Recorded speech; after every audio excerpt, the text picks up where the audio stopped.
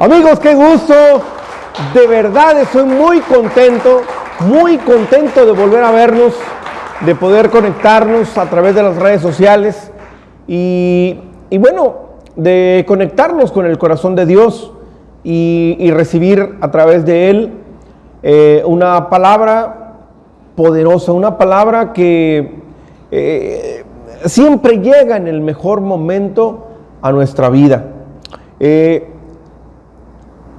La semana pasada estuvimos hablando acerca de lo importante que es tener paciencia, de lo importante que es no ser tan emocional, porque muchas veces vivimos tomando decisiones de acuerdo a las emociones, de acuerdo a lo que sentimos. Y si usted y yo tomamos decisiones de acuerdo a lo que sentimos, generalmente nos vamos a estar equivocando. Y bueno, algo que yo les hablaba en el mensaje anterior es que mucha gente seguramente dirá, bueno, yo quiero paciencia, pastor, para permanecer, para tomar mejores decisiones. La buena noticia es que en el libro de Gálatas, ahí leemos que el fruto del Espíritu es la paciencia. Así que usted y yo podemos tener paciencia si usted y yo dejamos que el Espíritu Santo llene nuestra vida. Ahora, hay un versículo que está en la Biblia y el apóstol Pablo se lo escribe a la iglesia en Corinto. Quiero que me siga, por favor, a lo que Pablo escribió en su primera carta a los Corintios, capítulo 15, versículo 58. Dice la Biblia, así que, hermanos míos, mire, esta palabra es una palabra que el apóstol Pablo le está dando, ¿a quién? A la iglesia. Así que, hermanos míos, amados, y mire cuál es la instrucción que les da a ellos y es la misma que nos está dando a nosotros. Estad firmes, estad firmes. Dice ahí, estad firmes y constantes. El hecho es que si nosotros queremos estar constante, pues necesitamos primero estar firmes. Estad firmes y constantes, creciendo en la obra del Señor siempre, sabiendo que vuestro trabajo en el Señor no es en vano. Ahora, la pregunta es, pastor, ¿es fácil llevar a cabo este versículo? No es fácil. No es fácil mantenerse firme. Y le voy a decir por qué. Porque ¿qué es aquello que en algún momento dado te puede hacer flaquear? ¿Qué es aquello en lo que en algún momento dado te puede desanimar? Porque para que una persona no esté firme en algo, es porque esa persona de alguna manera cayó en algo que se llama desánimo. El desánimo te puede apartar de tu propósito en la vida, de tu propósito del llamado que Dios te ha hecho. Y cuando digo desánimo, no necesariamente me estoy refiriendo al desánimo que causa la apatía, la incredulidad. Muchas veces usted y yo podemos tener desánimo a causa de las dificultades, a causa de las aflicciones. A veces son tantas las cargas que tenemos que esas cargas han golpeado tanto nuestra fe. Y nuestra fe ha sido golpeada una y otra y otra y otra vez, que llega un momento en el que la fe se empieza a debilitar Y cuando la fe se empieza a debilitar a causa de tanto golpe, entonces, ¿qué es lo que sucede? Entra el desánimo. Cuando una persona está desanimada, ¿sabe? El desánimo es una emoción que si usted y yo no hacemos algo contra ella, seguramente también nos va a hacer tomar decisiones que no son las mejores. ¿Sabe? Una persona cuando está pensando en suicidarse, es porque no ha podido con el desánimo. Y entonces mucha gente sigue tomando decisiones de acuerdo a lo que siente, de acuerdo al desánimo, de acuerdo a la tristeza, de acuerdo a la aflicción. ¿Sabe cuántos matrimonios se han separado? ¿Cuántos matrimonios han tomado malas decisiones porque la toman de acuerdo a lo que sienten? ¿Cuántas personas han abandonado un proyecto, un trabajo, un ministerio por la emoción?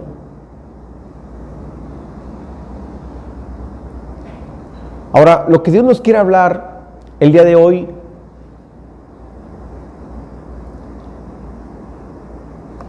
y si Dios nos está hablando este mensaje, es porque hay alguien que seguramente está a punto de querer tirar la toalla. Es porque seguramente hay alguien que está queriendo tomar una decisión de acuerdo a lo que siente. Hay alguien que está queriendo abandonar el barco. Y lo que Dios quiere es que usted y yo nos mantengamos firmes. Lo que Dios quiere es que usted y yo nos mantengamos firmes. Ahora, a veces podemos pensar que en Cristo nunca va a haber desánimo.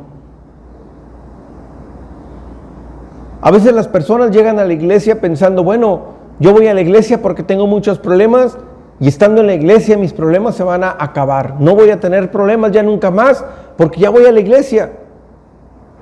Y sabe, si usted y yo alguna vez a alguien le hemos enseñado eso, le hemos estado enseñando mal.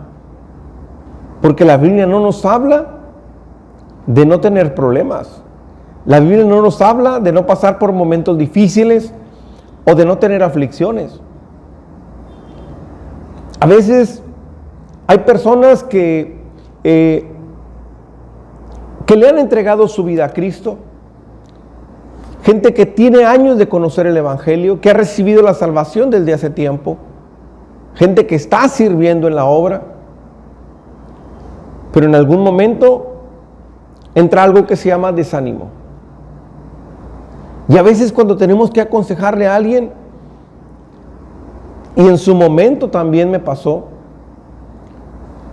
no quiere decir que esté mal, pero me di cuenta que no eran seguramente las palabras correctas.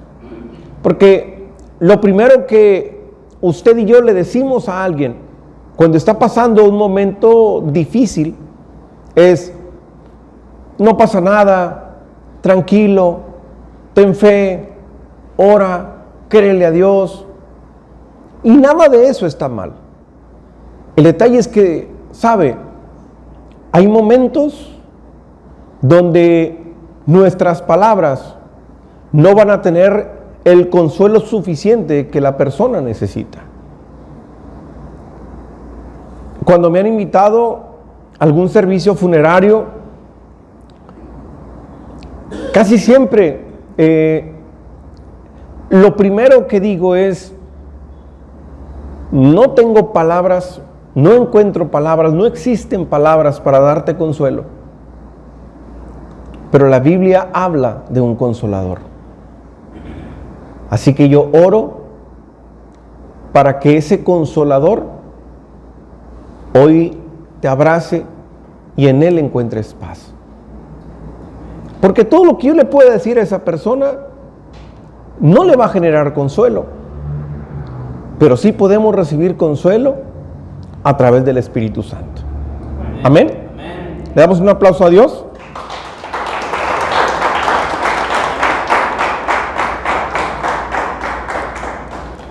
Entonces, pastor, lo que me está diciendo es que en algún momento puedo yo, aún siendo un hombre renovado, un hombre salvo, un hombre de fe, puedo en algún momento estar en algún momento deprimido. La respuesta es, por supuesto que sí. Y mire, hay una historia en la Biblia de un hombre de Dios. Ninguno de nosotros, de verdad, ninguno de nosotros pudiéramos ponernos en los zapatos de este hombre, porque nos quedarían muy grandes. ¿Sabe? Dos grandes personajes en el Antiguo Testamento que de hecho se manifestaron en el Nuevo Testamento, porque en el momento de la transfiguración, recuerda Jesús, cuando subió al monte en la transfiguración, hay dos personajes ahí con él. Uno de ellos es Moisés y el otro es Elías. ¿Qué hacía Moisés y Elías? Bueno, es que cada uno representa algo importante del Antiguo Testamento.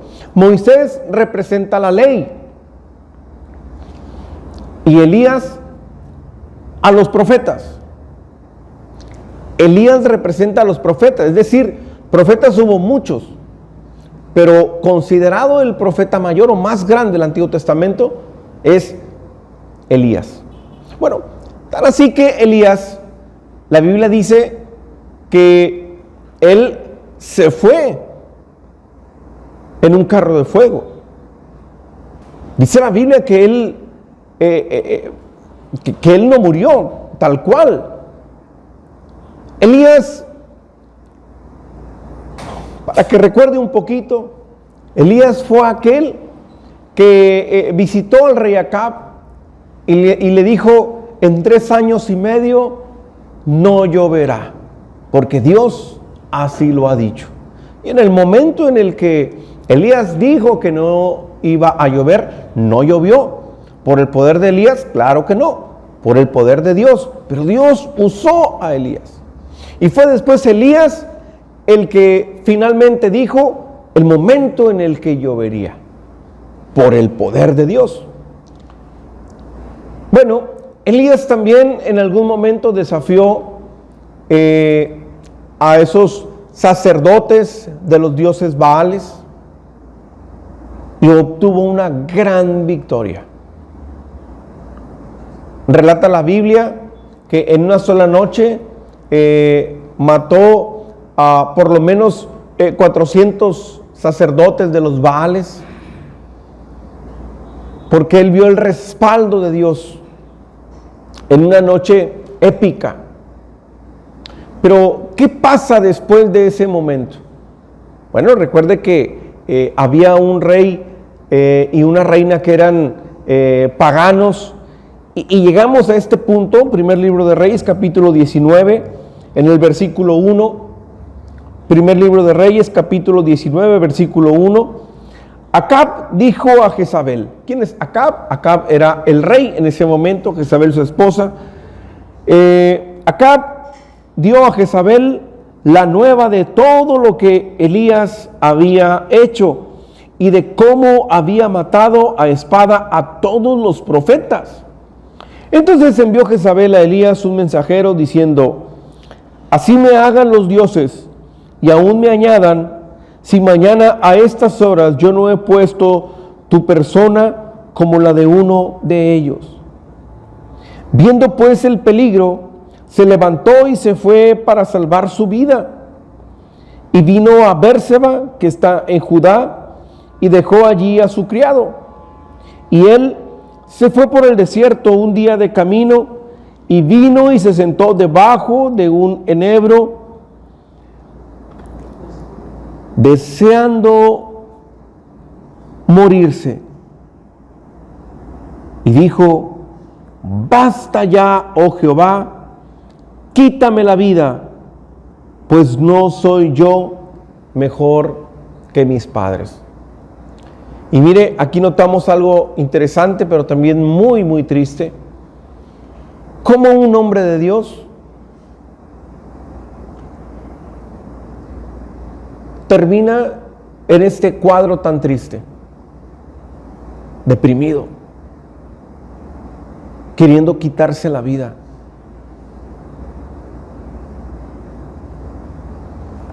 Le acabo de decir lo importante que era Elías? Elías era un hombre de fe. Elías era un hombre que conocía a Dios. Y seguramente hay personas aquí que a lo largo de su vida han conocido a Dios, que a lo largo de su vida pueden contar un testimonio del poder y de lo grande que ha sido Dios con ustedes. Pero aún conociendo a Dios, sé que hay alguien en este lugar que está deprimido, que no sabe qué hacer, que está desesperado. Y hoy Dios te quiere hablar.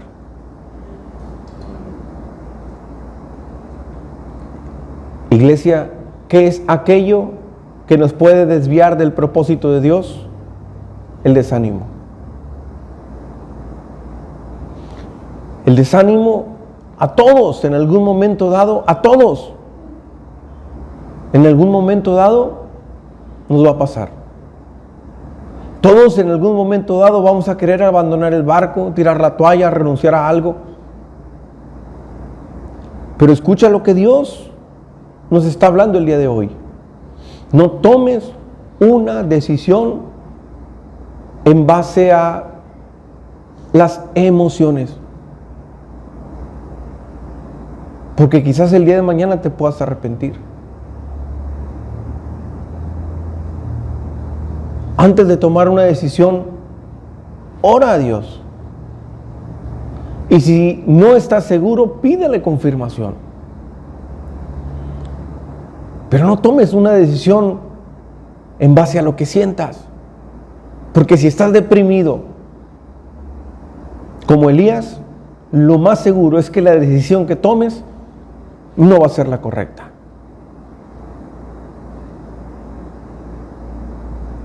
Así que hay alguien que va a tener que pensar 2 veces o más antes de tomar una decisión. Ahora, iglesia,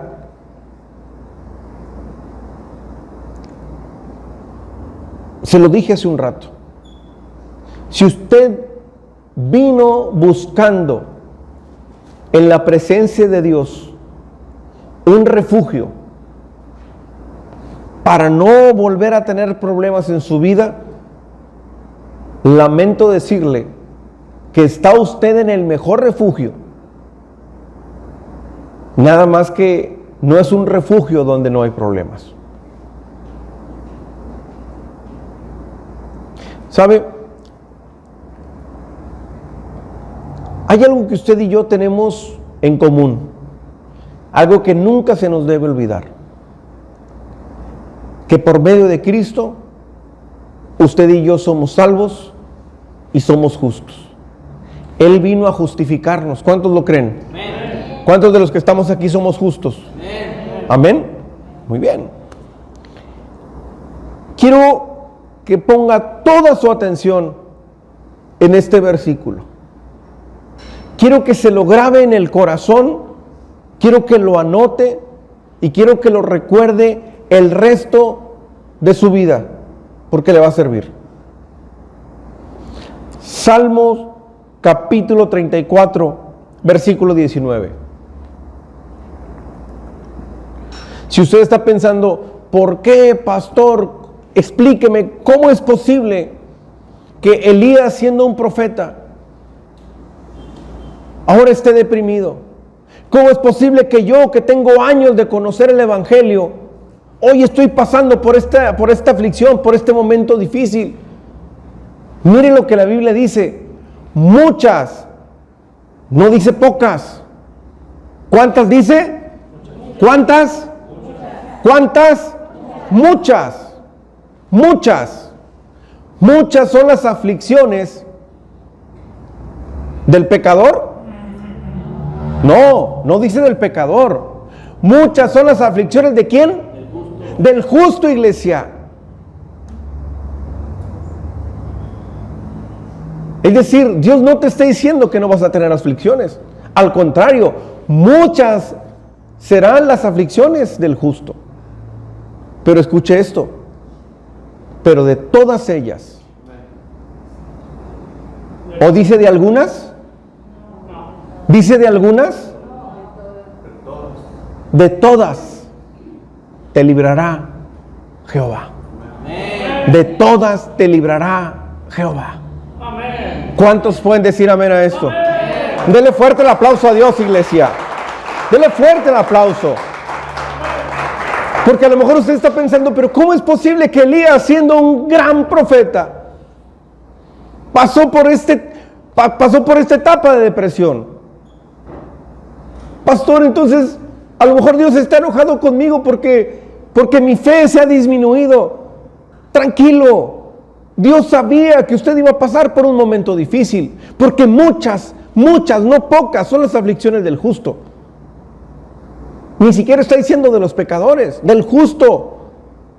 La buena noticia es que de todas, no de algunas, de todas, el Señor te va a librar en el momento más difícil, en el momento más oscuro, en el momento más triste de tu vida. Ahí está Dios contigo. Amén. Ahora, yo no sé cuántos han decidido entregarle su vida a Cristo y decir, Señor, heme aquí. Señor, heme aquí. Ahora, también mucho cuidado con lo que pide, ¿eh?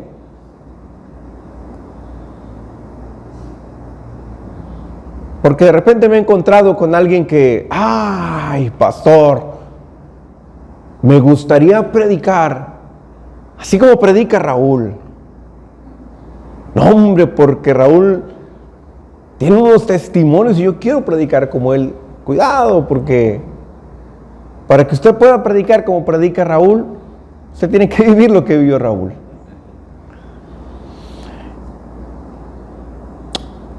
Pero si usted ha decidido entregarle su vida y servirle al Señor, hay algo que usted tiene que entender. Siempre he creído que en la vida y sobre todo en el servicio, en la obra de Dios, usted y yo necesitamos algo que se llama alto índice de tolerancia a la frustración.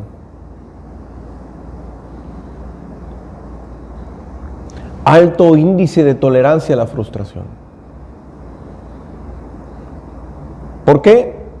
Porque no todas las temporadas son buenas.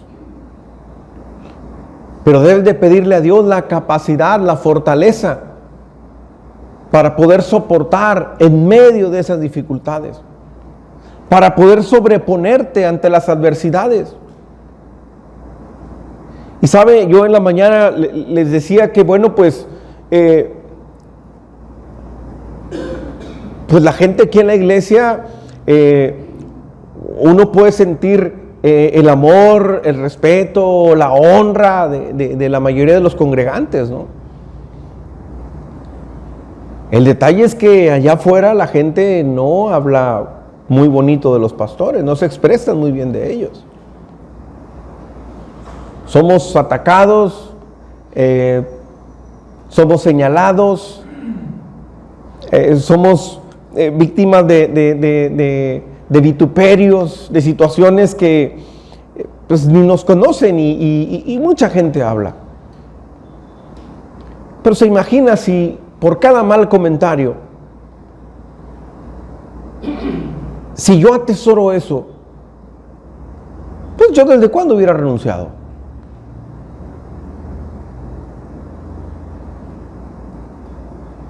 Usted y yo tenemos que aprender a que conforme mayor sea la responsabilidad, pues mayor también serán los ataques. Así que hay que pedirle a Dios que nos dé la fortaleza, la templanza, la paciencia para poder soportar en los momentos de dificultad. Cuando alguien te traiciona, cuando alguien te miente, cuando alguien te señala. Siempre habrá momentos difíciles, iglesia. Ahora, te acabo de platicar la historia de alguien que, siendo un hombre de Dios, cayó en un momento de depresión. en un momento de desánimo. Pero también quiero contarte otra historia. Y la otra historia está en el libro de los Hechos, capítulo 14, versículo 19. Hechos, capítulo 14, versículo 19. Mire, aquí aparece otro personaje, también uno de los personajes más importantes, pero ahora en el Nuevo Testamento, y me refiero a Pablo. Pablo es una figura importante porque fue de los que más escribió en el Nuevo Testamento. Dice la Biblia: entonces vinieron unos judíos de Antioquía y de Iconio que persuadieron a la multitud, y habiendo apedreado a Pablo, le arrastraron fuera de la ciudad. Ahora, en aquel tiempo, una manera cruel de matar a los que no cumplían la ley, en este caso a los cristianos, pues cuando se daban cuenta que eran cristianos, los mataban, porque para los judíos el cristiano no respetaba o no cumplía la ley, ¿verdad? Era como un rebelde. Y cuando nosotros escuchamos de apedrearlo, a lo mejor podemos pensar que agarran piedritas de esas que usan como para la grava. No, eran piedras grandes. Y no creas que te hacían unos chipotes con las piedras que te aventaban. Ellos te tiraban piedras grandes hasta matarte. Era algo horrible. Ahora, ¿por qué estaban apedreando a Pablo?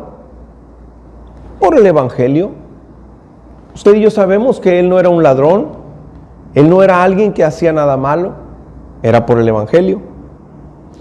Pero aquí los judíos, que no lo querían, por cierto, hicieron ahí planearon muy bien una situación, lo agarraron y lo apedrearon. Y dice aquí la Biblia que lo apedrearon de tal manera que lo creyeron por muerto. ¿Se imagina usted? Imagínese esa escena. Todos lo apedrearon y de repente alguien dijo: ya no tiren, ya está bien muerto este hombre. ¿Cómo habrá estado la condición de Pablo tirado? Todo ensangrentado, mal. Ahora, no solamente lo apedrearon hasta dejarlo medio muerto, sino que se lo llevaron arrastrando hasta la orilla de la ciudad. No creo que lo hayan arrastrado 100 metros o una cuadra.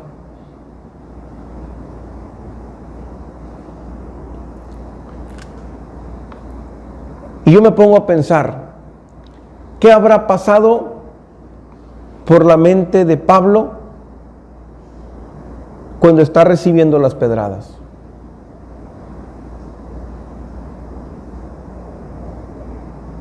¿Qué está pasando por la mente de Pablo cuando lo están llevando arrastrado, creyendo que está muerto, hasta la orilla de la ciudad?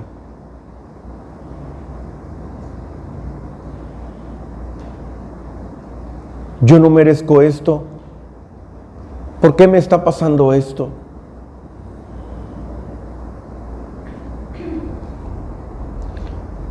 Y mire lo que sigue diciendo en el versículo 20. Pero rodeándole los discípulos, se levantó y entró en la ciudad. Y al día siguiente salió con Bernabé para Derbe. ¡Wow! ¿Qué es lo que estamos viendo aquí? Hay otra persona que, al igual que Elías, está pasando por un momento sumamente difícil. A Elías lo amenazaron que lo iban a matar, pero a Pablo no solamente lo amenazaron, A él lo agarraron y le aventaron pedradas a tal grado que creyeron que ya estaba muerto. Lo arrastraron. Y cuando los enemigos se fueron, ¿sabe qué fue lo que hizo? Se levantó, se sacudió, y me imagino que así como ping-pong, se lavó la carita con agua y con jabón, se regresó a la ciudad y otra vez a predicar. ¿Qué hubiera pasado? Me pongo a pensar si Pablo hubiera sido mexicano y de Altamira. ¿Por qué me pasa esto a mí? Señor, ¿no dijiste que tú tendrías cuidado? Yo te sirvo y mira cómo estoy.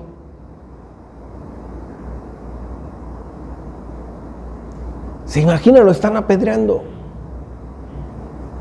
Lo llevan arrastrando por toda la ciudad. A el hombre que estaba sirviendo a Dios.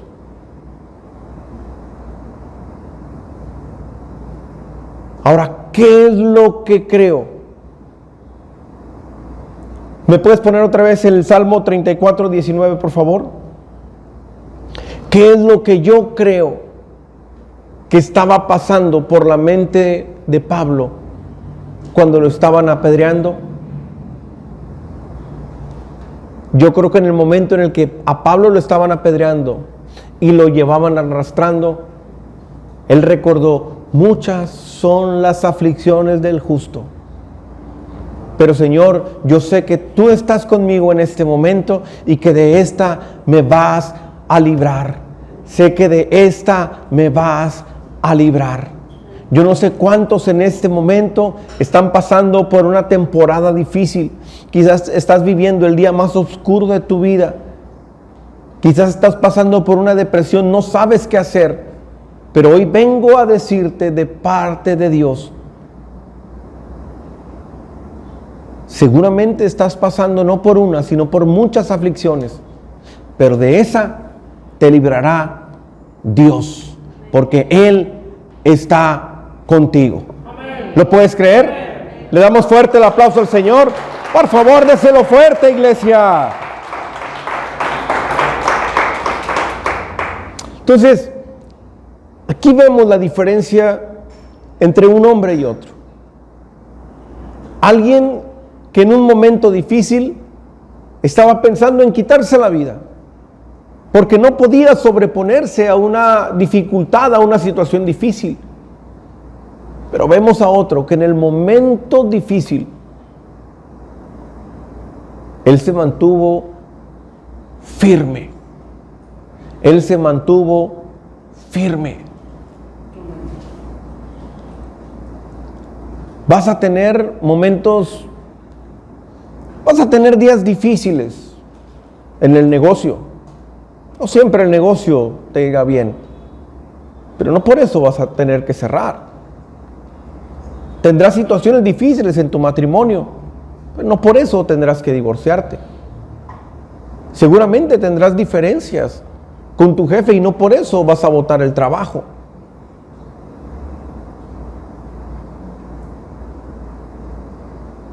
¿Sabe? Hoy Dios nos quiere recordar que usted y yo debemos de mantenernos firmes. Firmes. Momentos de aflicción y de desánimo siempre habrá, pero usted y yo debemos mantenernos firmes porque Dios está con nosotros. Ahora, Isaías capítulo 43, versículo 2. Bueno, desde el 1. Isaías 43, 1. Y bueno, yo cuando estaba leyendo este versículo dije: wow, es aquí Dios hablándonos. Porque tal parece una casualidad, pero no lo es. Ponga atención en esto, iglesia. Ahora, así dice Jehová. Dios está hablando, iglesia. creador tuyo, oh Jacob, y formador tuyo, oh Israel. ¿Hay alguien que tiene que escuchar esto?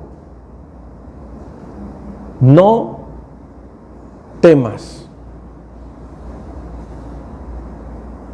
¿Y sabe por qué creo que nos está hablando a nosotros? ¿Sabes por qué te está hablando a ti? Porque Dios te está diciendo, porque yo te redimí. ¿Que acaso usted y yo no somos los redimidos del Señor?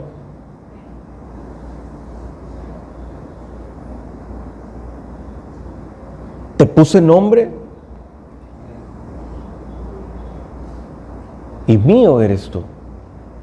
Tú le perteneces a Dios. Ahora, la que sigue, por favor. Mire lo que Dios está diciendo. Cuando pases por las aguas, yo estaré contigo. Y si por los ríos, no te anegarán. Cuando pases por el fuego, no te quemarás, ni la llama arderá en ti. ¿Qué es lo que Dios nos está diciendo a través de este verso? Él no está diciendo, ojo que nos está hablando a nosotros, pero Él no está diciendo, conmigo jamás pasarás por el fuego. Al contrario, Él te está diciendo, en algún momento vas a pasar por el fuego. En algún momento vas a tener noticias inesperadas, momentos difíciles, situaciones de aflicción.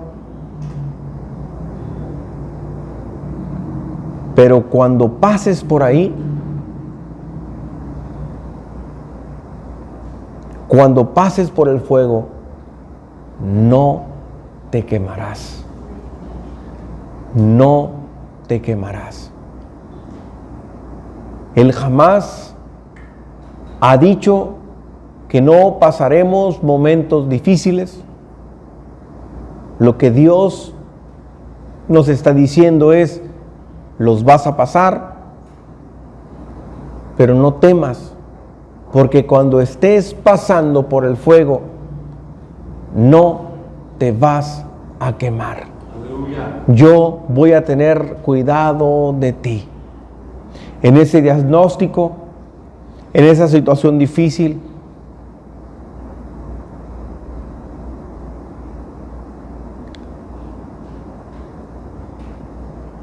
sé que hay personas que están pensando, creo que esto ya va a terminar así. No encuentro salida. No sé qué hacer. Dios está contigo. Él te ha visto llorar por las noches. Él sabe lo que tú has sentido. Él ha escuchado tu oración. Y en medio de ese profundo dolor, en medio de esa tristeza, en medio de esa depresión, en medio de ese temor grande que se ha apoderado de ti, Él ha estado contigo. Y de la misma manera en la que estuvo con Elías cuando estuvo deprimido debajo de ese enebro queriéndose morir, de la misma manera estuvo con Pablo cuando lo estaban apedreando y lo llevaban arrastrado creyendo que estaba muerto. De la misma manera que estuvo con ellos dos, iglesia, así también hoy Dios te dice, yo estoy contigo. ¿Cuántos lo pueden creer? ¿Cuántos lo pueden creer? Le damos fuerte el aplauso a Dios. Dele fuerte el aplauso, iglesia. Déselo fuerte porque es para Dios. Y sabe, los que llevaban arrastrando a Pablo, los que lo estaban apedreando, lo habían dado por muerto. Y hay gente que seguramente te ha dado por muerto. Hay gente que seguramente te ha dicho, tu matrimonio está acabado. Así te vas a morir, esto no va a cambiar, tus hijos siempre estarán igual. Yo no sé cuántas personas han pensado y te han dado por muerto. Lo que no se han dado cuenta es que en el momento de la dificultad, Dios ha prometido estar contigo. Y si tú lo crees, dale fuerte el aplauso a Dios. Dáselo fuerte, iglesia.